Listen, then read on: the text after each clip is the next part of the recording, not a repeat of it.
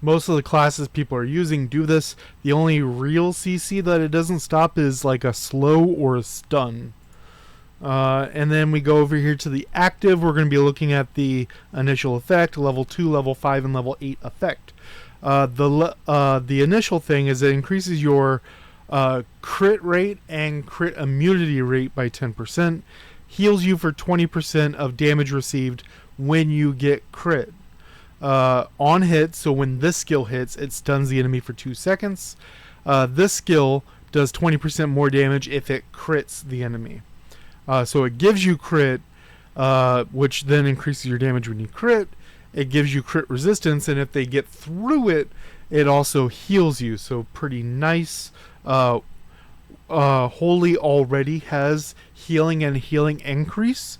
This would be the 20% of healing will be increased from something like hibiscus.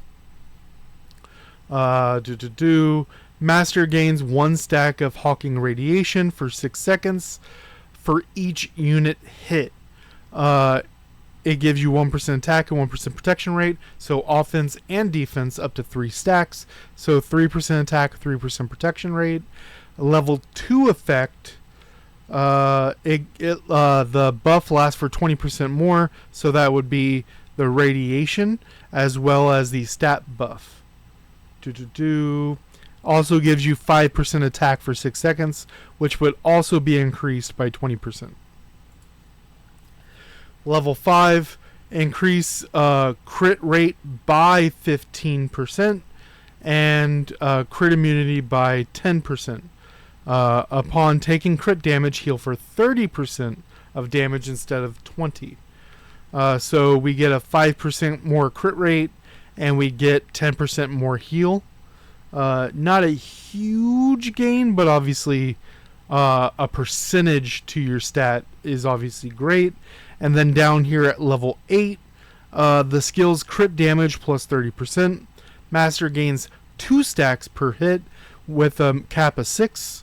So that's going to be more attack and protection rate.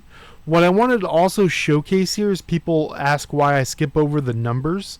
If we take a look, 1190% damage and 20,000 attack plus 20,000. If we take a look at some of the other big ones, the Laurel, who's the 4th holy, I think, 3rd or 4th, 11,086 and 19,200. Not much power creep there at all. We go to something like Butterfly Orchid, and this, however, is more. Butterfly Orchid is more than Nightshade. The numbers are very similar. The 20,000, 11, whatever. 32% less damage. Also a little bit less flat number, but also plus damage that equals 5% of owner's current HP. So that percent of current HP makes it way makes up for that difference. So Butterfly Orchid still hanging up there as a top damage person. Urza also hangs up there as a top damage because if you only hit similar damage numbers, but also if it's single target, damage plus 40%, which obviously is way different. You also have things like Snakeberry, who increases her and the next fairy's hit, and those are hard to quantify on things like this. But that's why I generally skip looking at the flat numbers, but I think I should mention it whenever we have something like Butterfly Orchid that has that 5% of HP damage, or something like Urza that's if single target 40% more. Now, the first one I'm going to show you right here, that's actually really hard to show you guys. Let's bring it back like that, and I can make it bigger for you guys. So if we do it like that, that's a little bit better. And really what we're going to see in this first clip is going to be the range of the skill and how fast it is. So if we click play, alright, this is pretty medium range here. And 1, 2, roughly 3. We'll see more timings later, but I can also skip forward a little bit on this because we're waiting on cooldown. Alright. Oh, there we go. And then look at that range. Really, really far range. It's also a circle.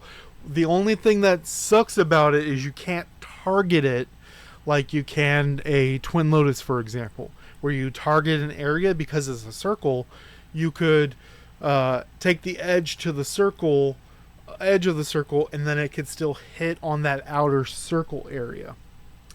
Now what we'll see in this second clip, which is the one that's the most important, it's just showing the star ranking, not hugely important. Alright, here we go. And take a look. Boom. And we're just looking at the time 1, 2, 3. 2.5, 3 seconds. That's roughly the same time as like a snakeberry windup. But snakeberry is a straight line. This is a circle. So it's roughly, I would put them pretty equal. Besides this one, snakeberry would be more damage.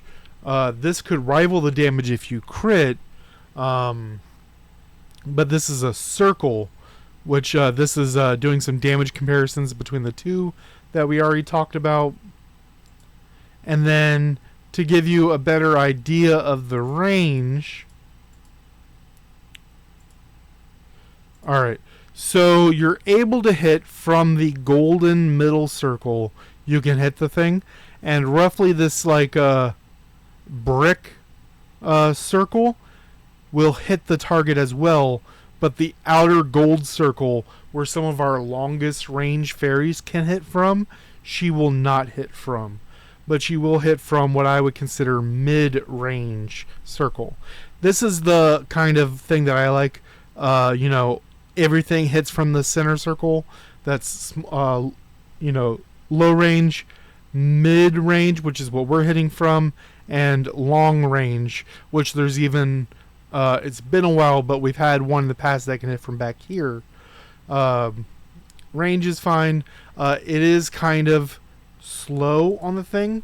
I would put it, 2.5, 3 seconds. It is on the mid-range, still on the wind-up speed. But the stun, the buffs it gives you, as well as just existing, gives you PvP and PvE bonuses. Passive works in top league. A lot of great things about her. Obviously, we'll have to do more testing in all the game modes as it comes. But right now, I would say she's worth getting for PvP and PvE. Especially, she's one of the top tiers in PvE for Holy, just for her suppression and her crit increases. And then, obviously, the damage increase. And then for PvP, she gets a lot better if you are a crit build, and even better if the opponent is a crit build. Let me know what you guys think down below. Until next time, guys.